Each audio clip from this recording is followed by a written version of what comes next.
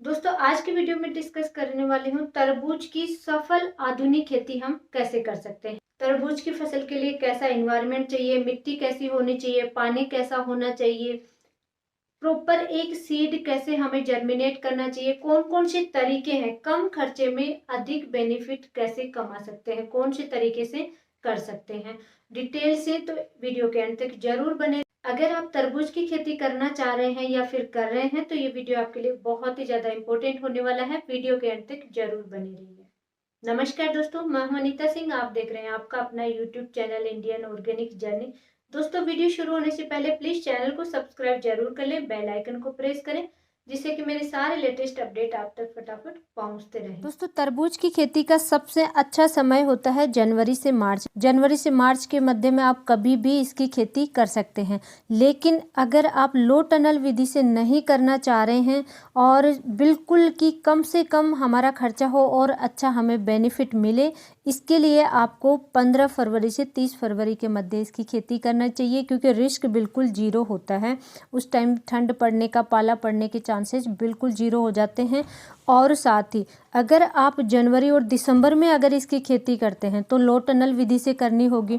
साथ ही seed germination ratio थोड़ा सा कम आ जाता है, फंगस जनित डिजीज आने के चांसेस भी थोड़े ज़्यादा हो जाते हैं। तो सबसे अच्छा समय है फरवरी महीना, 15 फरवरी से 30 फरवरी के मध्य। आप मार्च में भी इसकी खेती सेकंड है कि तरबूज की खेती कौन कौन सी विधियों से करनी चाहिए। सबसे अच्छा जो तरीका है वो है बेड बना करके मल्चिंग पेपर यूज करें, ड्रिप बिछा करके फिर इसकी खेती करें।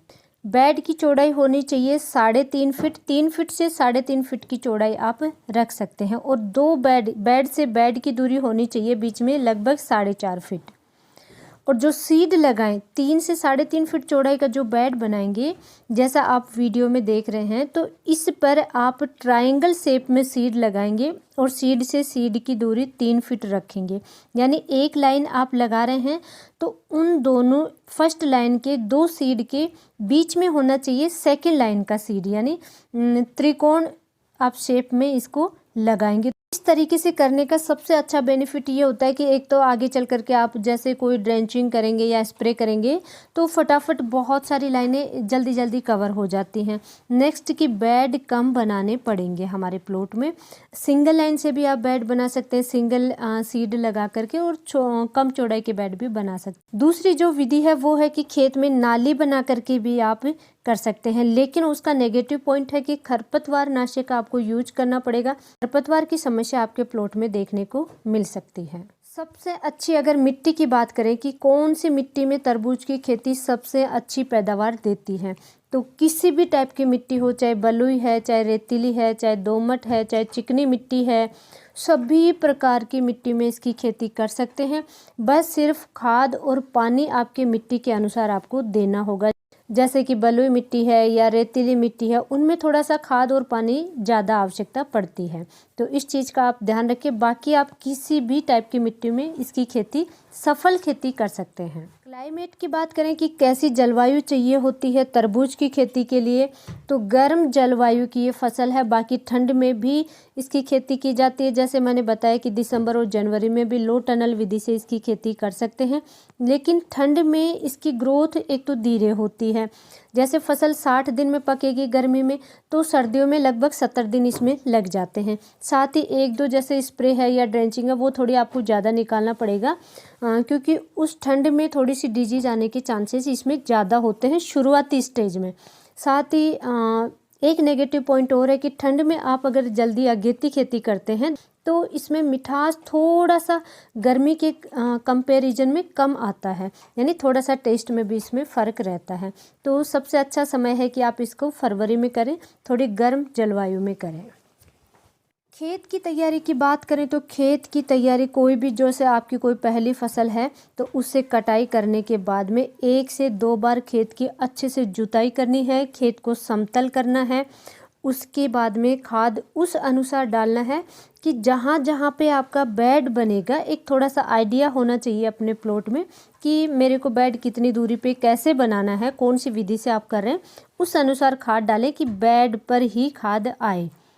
लेकिन दोस्तों एक विशेष सावधानी जरूर रखें कि खाद आप जो भी डाल रहे हैं उसमें मोटे मोटे टुकड़े नहीं होने चाहिए, क्योंकि जहाँ पे आप खाद डालेंगे, ये सबसे ज़्यादा कमेंट आता है कि तरबूज में पीलापन हो गया है, फंगस जनित डिजीज़ का अटैक ज़्यादा हो गया। तो जहाँ पे मोटा पीस पड़ा है, जहाँ पे मोटा टुकड़ा है खाद का, वहाँ पर अगर आपने सीड लगाया है तो 99% चांस हो जाते हैं डिजीज़ ज़्यादा आने के। तो मोटे टुकड़े खेत में नहीं होने चाहिए। खाद डालने के बाद में हल्की एक जुताई और करनी है खेत की, कल्टीवेटर से आप बुआई कर दें। उसके बाद में आप बेड बनाएं। अब अगर तरबूज की खेती में बेसल डोज की बात करें तो सबसे इम्पोर्टेंट होता है दोस्तों, चाहे आपने बुआई के समय, खेत की जुताई के समय कुछ भी फर्टिलाइज़र डाला है नहीं डाला है, बेसल डोज बहुत ही ज़्यादा इम्पोर्टेंट होता है। क्योंकि एक तो पर्टिकुलर अगर बेड बनाकर कर रहे हैं तो ये हम सिर्फ बेड पर ही इसको छिड़काव करके डालते हैं, तो डायरेक्ट हम जो भी हमारे प्लांट्स होंगे उन पर ये अच्छे से वर्क करेगा और ज़्यादा क्वांटिटी भी नहीं लगती। तो बेसल डोज पे आप ज़्यादा से ज़्यादा फोकस करें। बेसल डोज ऑर्गेनिक और पेस्टिसाइड दोनों ही मैं आपको कवर करा रही हूँ। ऑर्गेनिक बेसल डोज तरबूज की खेती के लिए है केचुए का खाद 1 क्विंटल पर एकड़। जिप्सम मार्केट में अगर अवेलेबल हो सके तो आपको ज़रूर यूज करना है 50 से 70 kg पर एकड़ के हिसाब से। धनजाइम या बायोजाइम जिसे कहते हैं 15 से 20 kg आप पर एकड़ के हिसाब से इसे भी यूज करें। और नीम की खली 50 kg पर एकड़। यानी टोटल ये जो है पर एकड़ के हिसाब से दोस्तों मैं आपको कवर करा रही हूँ। आप कितनी दूरी में कर रहे हैं उस अनुसार कैलकुलेट कर लें। पेस्टिसाइड में अगर बेसल डोज की बात करें तो यूरिया चाहिए 25 kg, SSP 50 kg, sulphur 10 kg, potash 20 kg। Biozyme और धनजाइम पेस्टिसाइड में भी आपको यूज करना है। अच्छे फ्लावर आए, न्यूट्रिशन डिफिशियंसी किसी टाइप की नहीं होगी, छोटे से प्लांट्स रहेंगे, फ्लावर्स ज़्यादा आए, वहाँ तक के लिए आपको क्या करना है, पेस्टिसाइड में भी बायोजाइम या धनजाइम आपको ज़रूर यूज करना है। सेम रहेगी 15 से 20 kg से भी यूज करना है पर एकड़।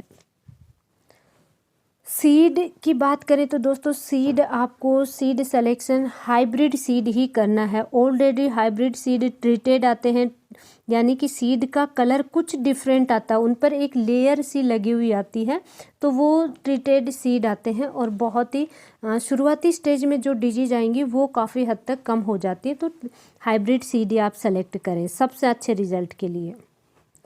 अब आपको जर्मिनेशन कैसे करना है, सबसे फटाफट आपको जर्मिनेट करने के लिए अगर आप ट्रे में लगा रहे हैं, पहले सीडलिंग ट्रे में लगा रहे हैं, नर्सरी तैयार कर रहे हैं, तो एक रात के लिए आपको जूट की बोरी में भिगोना है, नेक्स्ट डे आपको सीडलिंग ट्रे में लगाना है।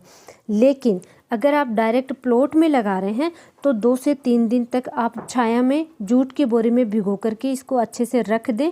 बहुत ही अच्छा तरीका है, जल्दी जर्मिनेट होंगे सीड। अब अगर तरबूज की बेस्ट वेराइटियों की बात करें कि कौन कौन सी बेस्ट वेराइटियां हैं, टॉप वेराइटी कौन कौन सी हैं, तो मेरे अकॉर्डिंग मैं आपको 6 वेराइटियां बता रही हूं। लक्ष्मी इनपुट की सुल्तान 11, सेकंड लक्ष्मी इनपुट की निलंबिक, और थर्ड भी लक्ष्मी इनपुट की है बादशाह है। 4th नंबर पे है नामधारी सीड्स का कोहिनूर नाम से सीड आता है, ये भी बहुत अच्छा है। 5th नंबर पे सागर सीड का सागर किंग, और 6 नंबर पर सिजेंटा का सुपर क्वीन। ये 6 वेराइटी हैं। इनके अलावा भी आप अपने एरिया वाइज ज़रूर चूज कर लें कि आपके एरिया में कौन से सीड का सबसे अच्छा रिजल्ट देखने को मिलता है, वैसे भी आप डिसाइड करें। अब अगर सिंचाई की बात करें कि सिंचाई कितने दिनों के गैप से करनी चाहिए, तो सिंचाई शुरुआती स्टेज में जब छोटे हो, यानी कि फ्रूटिंग स्टेज चालू नहीं हुई है, तब तक आप बीच में 2 या 3 दिन का गैप रखें, फिर सिंचाई करें। लंबे समय तक नहीं करना है, यानी लगातार 3 घंटे 4 घंटे 5 घंटे पानी नहीं देना है, क्योंकि ऑलरेडी इतनी ज़्यादा रूट डेवलप नहीं होती हैं। तो 1-1.5 घंटा पानी चला दें, 2 घंटा, इससे ज़्यादा आप पानी ना चलाएं। और जैसे ही फ्रूटिंग स्टेज चालू हो जाए तब आपको 1 दिन छोड़ के 1 दिन पानी देना है, और नहीं तो आप डेली भी दे सकते हैं। डेली पानी ज़्यादा क्वांटिटी में नहीं चलाना है, कम कम समय में जल्दी जल्दी चलाना है। फर्टिगेशन शेड्यूल की बात करें तो दोस्तों फर्टिगेशन का ऑलरेडी मेरा बहुत ही डिटेल वीडियो है, आपको ज़रूर देखना चाहिए। इसमें मैं कवर करूँगी तो बहुत ही ज़्यादा लेंथी वीडियो हो जाएगा, तो उसका लिंक मैं आपको प्रोवाइड करा दूँगी ऊपर आई बटन में और डिस्क्रिप्शन बॉक्स में, तो आप ज़रूर चेक कर लें।